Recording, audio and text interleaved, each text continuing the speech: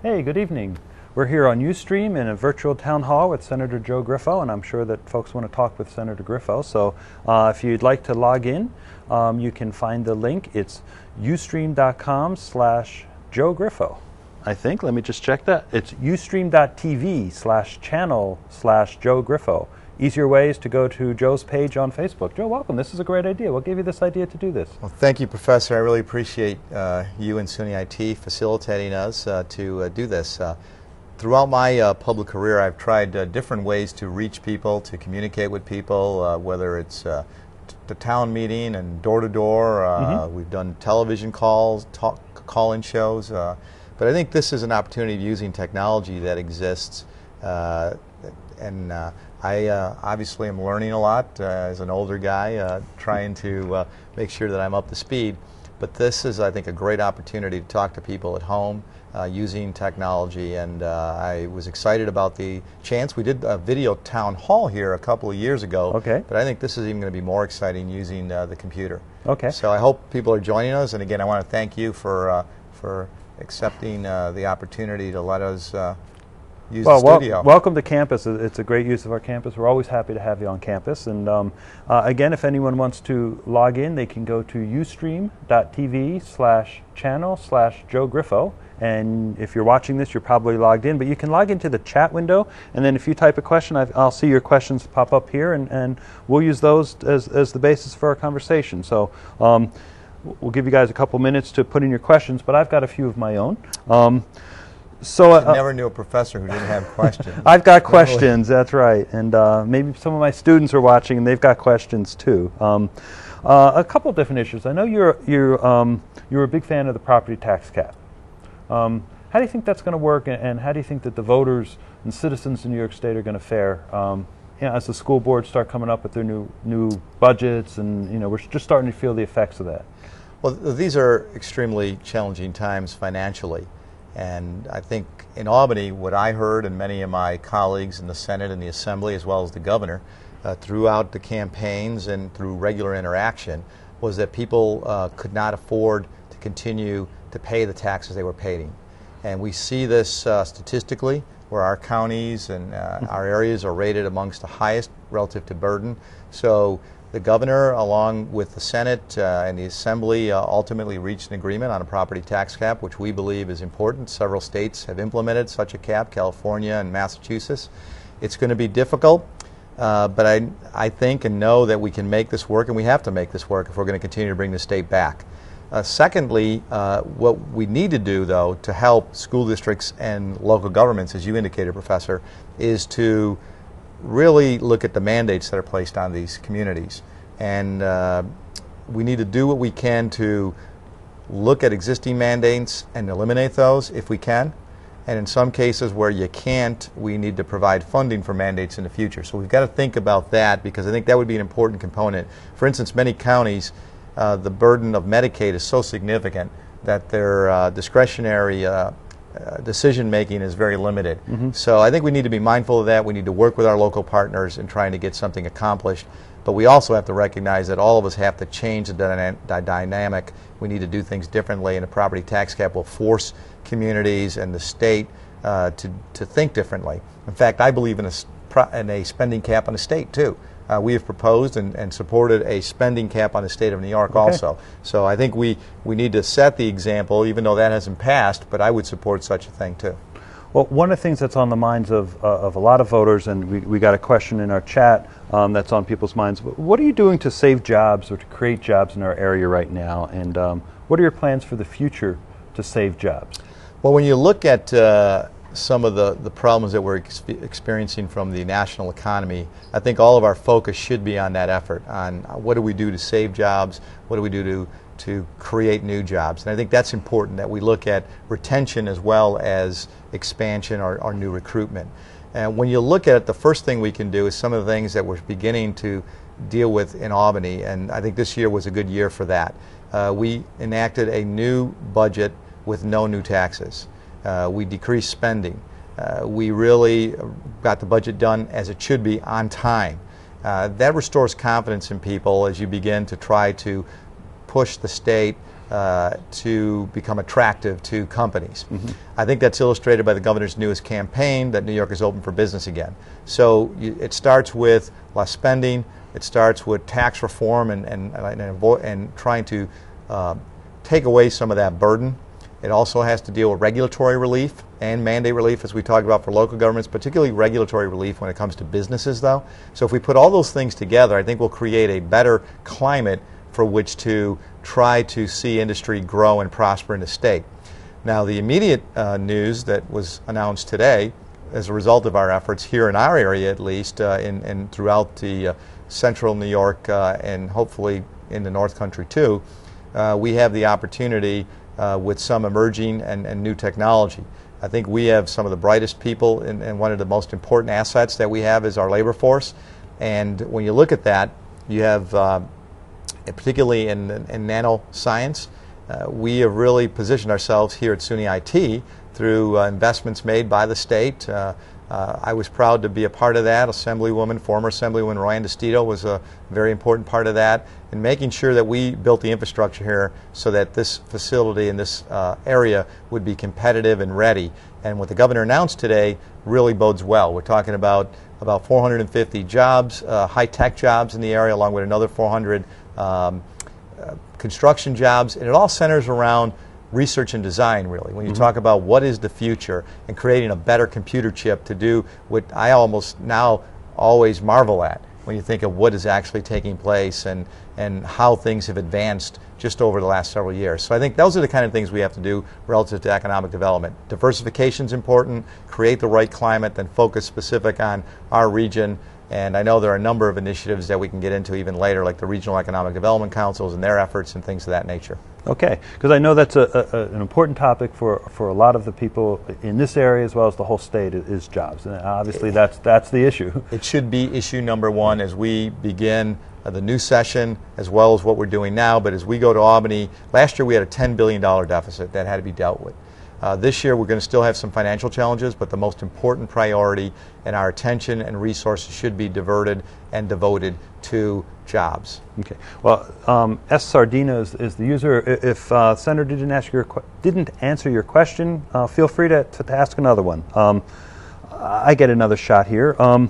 We talked about economic development, and I know you spend a lot of your time on that, but you've also been active in the electoral arena. You had been chair of the Elections Committee, and there's one issue that not many people are interested in, perhaps, but I think it's one that I know you're passionate about, and that's the national popular vote and changing the electoral college. So maybe you could do a good political science professor proud here and just talk a little bit about why you think that we ought to go in that direction and how it would change the way that people get to vote for their president. I will be succinct as possible, Professor, and I do appreciate that. The one thing I do want to say, though, is we're capable of doing a lot of things at the same time, because a lot of people criticize saying, what are you focused on changing national electoral policy when you should be focusing on issues here? We're focusing on those, but we can look at other things that are happening across this nation and attempt to deal with them. This is I believe in empowering people, and I've had a history in state government of trying to do that through legislation. One is special elections instead of appointments. When an opening occurs, such as in the U.S. Senate, I think the people should be allowed to make that decision, not to wait as long as we have to in order for the process to kick in. So I've always said, let's go to a special election over an appointment and let the people make that determination. In this process, it's likewise. I believe that in 2012, that the people of this country are smart enough to be able to elect the president. Now, the great thing about the bill that I am sponsoring here, called the National Popular Vote, is it does not do away with the Electoral College. All it says is that we're trying to enter into a compact as states, and as soon as we get enough states who have enough electoral votes to elect a president, all of us say that we will give our electoral votes to whoever wins the National Popular Vote. Right now it's determined, your electoral votes are determined by who wins the state. So if you win New York State, you get those votes. What we would be saying under this bill is whoever wins all 50 states, even if they're not participating in the compact, New York would award those votes to. So to give you an illustration. But the people in upstate New York, a lot of them in 2008, they voted for John McCain. But the state as a whole voted for Barack Obama. So the votes of the people in upstate New York didn't really have any bearing on the outcome of the election? No, it would actually have more of an impact on an election. In fact, in 2000, Gore probably would have won on this under this bill, but in 2004, Bush would have won handily instead of been so close that day with Kerry. So instead of worrying about Ohio, we would have had a victory already. Okay. And so everybody becomes important. So I think right now New York is ignored in elections by one party, and the other party takes it for granted. So rather than being ignored and taken for granted, it would force candidates to develop a new strategy to campaign across the nation. And I think that's important when you're talking about the issues of significance that we have and the challenges that we are experiencing as a country. So this means that every vote would count relative to small communities in upstate New York, because when you're trying to gain and win the entire popular vote by majority, you're going to have to campaign everywhere. Right now you see campaigning done in just strategic states, and some of them very small states. Right. So your thinking is this would bring more candidates and more attention, particularly to upstate New York, which is more attractive right now for Republican candidates than Democratic candidates. As a New Yorker, yes. I think it allows New York to be in play, but also I believe that it is good because it's more of a reflection of democracy in the 21st century. We've probably exhausted our audience's interest in the Electoral College, but thank you for having that discussion. Another big issue in upstate New York has to do with prisons, and we got a question here. With all the prison cuts across the state, why hasn't the governor cut jobs in Building 2 in Albany? All of the prison cuts across the state, why is it not happening in Albany? I tend to agree with that. I think what they're talking about is why we haven't cut administrative costs, and you're looking at the lower level costs. I actually am a strong proponent of, and I think the SAGE Commission, which the governor has put in place, will be the opportunity to look at government efficiency. And I think we need to look at the size and the scope of the government, the structure of the government. And that means the SAGE Commission? The SAGE Commission is something the governor has put together, which is called it's basically going to look at government efficiency. Now, they haven't done a lot thus far, but ultimately they'll be looking at consolidation, downsizing, things of that nature. In this particular instance, I agree with the individual who has written to us, because I think that you have to look at the top too. You can't just look at the lower level. You've got to look at if you're top heavy and how are you fulfilling the mission. So I think there are a lot of things that can be done in order to downsize without really going to the individuals who are on the ground level. But I think in some instances we're going to have to recognize that there will be sacrifice across the board. But I think that's what people want. They want that across the board sacrifice. So if it's going to happen at the lowest levels, it should happen at the highest levels. Okay. One more question, and then we're going to take a short break. So another issue, I think it's 15 seconds, so we'll be short. Another issue that's occupied a lot of attention in upstate New York is hydrofracking, or I got to get it right. Hydraulic fracturing. Thank you, hydraulic fracturing. What's your view on that? Are you supporting the moratorium that's currently in place? Do you think it ought to be lifted? Are you in favor of seeing widespread development of this resource? Well, first, I think we need to look at this from this general mission that we can grow the economy and protect the environment. Now, having that said, I have to rely on the DEC.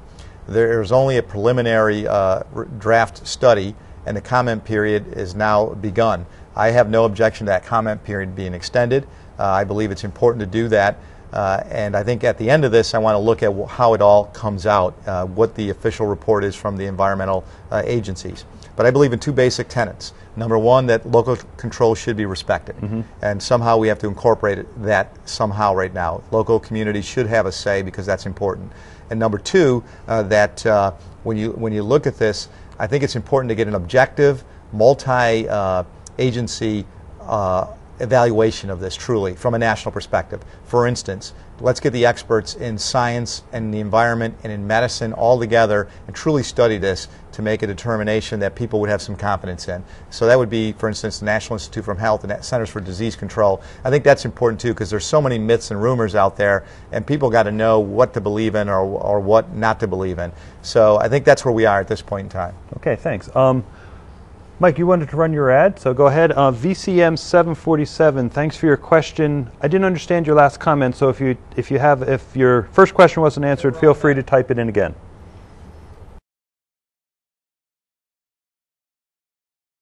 We have another question having to do with mail sorting, which I realize is a federal issue, but my guess is you get to weigh in on these things, and people listen to you because you're a state senator. So, are you I think in I favor could try of that at home. Yeah, never know, right? What do you think about this issue of transferring sorting of mail from Utica to Syracuse? I think it's ridiculous right now. We need to save money. And as I said, we need to look and examine operations and options, so we can never say this shouldn't be done, that can't be done. But I think in this case, when you look at it from, you should look at things on merit. I think our community can make a very respectable and significant case that it would make no sense to move this. You could impugn the delivery of mail. You could see later times. I don't think there's going to really be sizable or significant cost savings. The question I had is, why don't we move? We always look to move things up. It might have been better to move everything to Utica as opposed to bring it to some bigger city. So I think in the end, we're going to work with our federal representatives, Congressman Hanna, Senator Schumer, and Gillibrand, and I hope that we'll continue to support them because they do it well here, and we're going to continue to do it better than they can do it anywhere else. I think we can prove that, and I hope that we can keep this facility open. So the second part of the question, if you're against it, what are you doing about it? Working with the federal representatives. We're working with our federal reps. I attended their informational meeting the other night. We've written letters to the Postal Service, so we're trying to engage in any way that I possibly can. If the writer has any ideas, you please let us know. I'd be happy to do whatever I can because I believe we are right on this issue. It's not because I'm just trying to keep something here. I also believe, having gone through base realignment and closure, I recognize that you have to win your arguments on merit. So if we can prove to people why we're mission effective, cost effective, then we win. And I think we can do that here, and I will do whatever I can to support that effort. Okay. Casino gambling. Can you talk a little bit about what you've been doing on that and where you think we're likely to be headed? Well, this is going to be an important issue. The governor says he will have a decision in January as to his position. He has appointed a deputy secretary for racing and gaming, so I think that's significant. I believe that it exists in New York State right now, and I believe that we should put the ballot question before the people as to whether or not they want to do this. I have a specific bill that I sponsor which would allow casino gaming at the existing racinos because I believe that we have a problem in this state in racing as well as gaming, and I think we have to look at the issue comprehensively. So I think we should do something that makes sense relative to OTBs, harness racing, thoroughbred racing, table games. How do we put together a piece of legislation that serves all of these areas and will make for us to put together a question that the people can have an up or down vote on. So I do believe that we should look at legalized gaming in this state, but I believe we should look at the issue comprehensively and put together a piece of legislation that makes sense. I don't believe that we should have saturation. Every city that wants it can't have it because then you'll really contribute to societal problems. It'll be localized. I think we need to do it where you can attract people from out of state, from out of country, and hopefully will help the economy, but also take advantage of something that already exists. As I said, we can't deny it. There's about 5 Native American casinos right now in this state. I think that another 5 would be sufficient, and so that's where we're going right now. And my bill would actually look at existing racetracks that do not violate exclusivity or compacts with Native American nations. So you'd be looking at an area like Vernon Downs, Tioga Downs, Saratoga, Monticello, things like that. What do you think is going to happen? I know there's a decision coming in January. What do you think it's going to be? I think that you're actually going to, depending on what the governor does, and I'm not sure, but at least he raised the specter. But the Speaker of the Assembly, who has long been resistant, has now said it's time to consider this. The Majority Leader of the Senate has agreed that it should be considered. And if the governor comes out with that saying he agrees, then I think we'll see something happen this legislative session. Okay. Now remember, though, that it won't get to the people because it'll be a constitutional amendment. So the earliest it can get before the people would be 2013 because it would have to pass 2012, has to pass 2 terms of the legislature. So 2012 would be 1 term, and then the new term would start in 2013, a 2-year term, and then it would go before the people the earliest in November of 2013. Okay, so it's a long process. We're at the beginnings of it. You're in it for the long haul. Correct. Okay. One of our listeners, VCM 747, wanted to go back to get some more clarification on his question about the SAGE Commission, which you raised. When do you think they're going to recommend what you talked about, which are cuts in the administrative costs? I don't know because we're disappointed that they were put together last year but really hadn't met. and I'm hopeful that they will meet more aggressively this year. But our leader in the Senate, Senator Skelos, has put together a Senate task force on government efficiency, of which I have been asked to serve as a member. It is being co-chaired by Senator Klein, who is a Democrat from New York City, and Senator O'Mara from the Southern Tier. So we're going to get together in the Senate, and hopefully we'll be presenting some of our ideas to the SAGE Commission or overall as a legislative packet. So it'll be interesting how we begin meeting in January, but I'm hopeful it will start in January as part of this legislative session. We'll see those kind of changes, not only in state agencies, but also in all the authorities and commissions that exist too, because there are just so many different authorities and commissions, and we have to look at what and how we can do it differently and better. Okay. I hope that answers your question there, and I appreciate what would we call this tonight, Professor? Because I don't want to say listeners or viewers, or what would we say These are today? participants. Participants. These are participants, and that's good because they're participating in the town hall. And that's what you're after. So the medium would say tonight we have participants. I like that. I think we do have participants. Yeah. You may have coined a new phrase right here. I don't. I think that's been out there. Talk a little bit about, if you could, about the upcoming or the current session in the agenda. The current agenda. I'm going to get it right. The agenda for the current session, and what you think you guys are going to be working on over the next couple of months. Well, let me do two things. Let me say what we did do, because I think it's important that this was a productive year. With Governor Cuomo and the legislature, this year we communicated, we found common ground, and we got things done. And I think that's important because the people want to see results. And so what we did is you had a property tax cap. You had a budget on time with no taxes and less spending. New business initiatives like Recharge New York for cheaper energy, because we know energy is a problem in this state and it's a high cost to businesses. There was a power siting bill to talk about how we generate power for the future. There were a number of social issues that were dealt with, so economic issues beyond the property tax cap. So I think it was a very productive session if you look through the whole 6 months from January to June. Now, what do we do going forward? We're going to still have a fiscal problem because we're going to have a $2 billion deficit, but I believe that we're going to be able to deal with that issue easier than we did last year when we had a $10 billion deficit, as much of a challenge as it will be. Another on-time budget? I hope, and it should be. There should be no reason why it can't be an on-time budget. I believe strongly in that, and I'm hopeful. I think the governor also does that, and so I'm hopeful that we will see it done. In fact, last year, quite honestly, in the Senate, because I had the honor that night to preside over the Senate during the budget deliberations, and we were actually early. So that was a great thing. So I wouldn't mind being early again, too. Beyond that, dealing with an on-time budget and fiscal responsibility, I think we're going to see the priority on jobs this year. We'll see more economic development initiatives. I know the governor will outline some things in the State of the State that will be important, but I think all of our focus this year should be on what do we do to reinvigorate this economy. You'll have the answer from regional councils as regional strategies develop. So I'm excited about the next year and what it could be from a lot of perspectives. So as long as we continue to function, and as long as we keep integrity in government and we function responsibly, that we talk to one another, that even when we don't agree, there may be ideological differences or other differences, but the willingness and the readiness to communicate and to compromise, to find common ground, will be the answer to our success. We have another question from a participant. What do you think of today's vote from the union on the contract? Governor Cuomo's threat to lay off people and put them out of work? Well, I don't think it's a threat. I think he has indicated that this is his position, that we have to achieve this amount of savings, and there was two ways to do it, through collective bargaining or through potential layoffs. I think it's unfortunate that we will be in that position now, that there will probably be layoffs as a result of the rejection of the contract. I don't know how the contract was sold. I know it was a difficult contract, but other CSEA had a similar contract. So we don't negotiate these contracts in the legislature. Right. So it's difficult for me to know what went on in that collective bargaining in those sessions.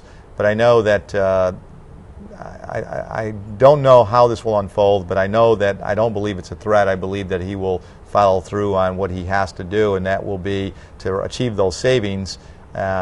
He will probably have a reduction in force. The magnitude, I'm not sure. Now, I think I've heard as late as this afternoon that there might be an opportunity for a revote. So I don't know how that will take place or what takes place. There's been a call for a return to the bargaining table, but I don't know that you'll see a lot of differences there because other unions have already agreed to a basic premise that the governor has established, and I'm not sure you're going to see much deviation from that. So I'm hearing in our discussion here that you are sensing that with a Democratic governor, a Republican Senate, that we're actually seeing some collaboration and bipartisanship in New York State, which is something that we've not seen a lot of in this state. And you're pleased with the way that the government is functioning, at least. Yeah, I think we can do better, but I am pleased. I'm pleased that the governor is leading, and you need an executive who leads. And I'm pleased that he's attentive and willing to reach out to the legislature. And I'm pleased that the legislative leaders, despite our differences, have been able to find common ground. And not all of us get what we want or believe in, but we feel that we have to have a result in the end that is beneficial to the people we serve. So this year, I believe that began. I just want to see it continue. And we should look at what's taking place in Washington. It's so unfortunate, really, when you consider the magnitude and the severity of all of the challenges. And they should look and see what's happening here. Right. But I hate the finger pointing and the name calling. And I really wish that we all just would work together to get it done. And we're not going to get it all our way. I mean, that's the Democrat. If you look back in history, I mean, some of the greatest Americans like Clay and Webster really were the architects of compromise. What do you say when people... Was I right on that? You were right, absolutely historically right on that, and I didn't mean to ignore that. No. We have a question from a participant here. What do you think and what do you say to people when they say that upstate New York is not a good place to live?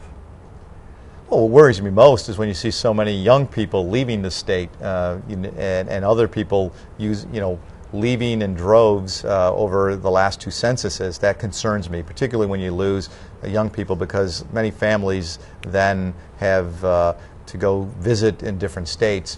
So to say that upstate is not a good place to live, was that what the participant's question is? Yeah. I think it's just the opposite. I think if you look at it, we've got to become more business friendly, and that has something that stems from the state and some of our policies, and that's what the governor and the legislature are trying to do. And also, hopefully, we will overcome this federal economic recession. But from a standpoint of upstate New York, if you think about it, we have an abundance of natural resources. We have great natural beauty and opportunity here. We have a great workforce. So when you think about your assets here, the people who live here, the quality of life that we have in this area, there is no state, in my opinion. I've visited so many states that is more beautiful. And when you look at what you have available to you, I think it's a great place. The problem is that we are economically challenged and there's not opportunities here. We need to find a way to create opportunity for people. Now, not everybody's going to want to live here. If you're an oceanographer, you're not going to be able to be in upstate New York. But I think that if we can really do more to create those opportunities where those who want to be here and choose to be here have that chance to be here, that's really the challenge and the objective. Okay. We have probably time for one or two more questions if anyone wanted to type them in. Back on some process issues, because this is also one of the things that happens after a census, and we talked about people leaving the state or the state not growing as quickly as other states. So New York has shrunk a little bit. We lose a couple of representatives in Congress, and then all of our assembly districts and Senate districts get redrawn. What do you think is going to happen in upstate New York districts, in our districts here, in your district, our neighboring districts? Is yours going to get bigger, smaller? We're going to lose our senator? What's going to happen? Time will tell that. I believe that they will probably get a little bigger. We'll all have a similar population figure. The assembly will be a little smaller. I think right now it's about 150,000 in the assembly, about 300,000 in the Senate. So you'll see that number grow a little bit, but it'll be uniform across the state. We do have the issue of where do you count prisoners right now, and, and the law now says that you count them where they come from. That's a problem because it's inconsistent. Like college students and military dependents are counted where they are, but prisoners are counted where they come from. So as you look at all of these issues, we will lose 2 congressional states. I believe it'll be balanced, 1 upstate, 1 downstate. So we'll have to see how this all unfolds. Okay. We're right up on 7:30, thank you very much for all of our participants and all of those who are watching, and I hope you enjoyed our virtual town hall, and I certainly appreciate you taking the time. And I suspect that your Facebook page would appreciate just a note if somebody said I dropped in and watched, and just to let us know how many people were there. Yeah, we'd love to hear from you. You can get on our Facebook page or email us, and I'm hopeful that if you enjoyed this and I enjoyed this, and if the professor doesn't mind, we'll do it again sometime soon, maybe after the first of the year. Okay. Well, thanks a lot. Thank you. Okay. Thank you.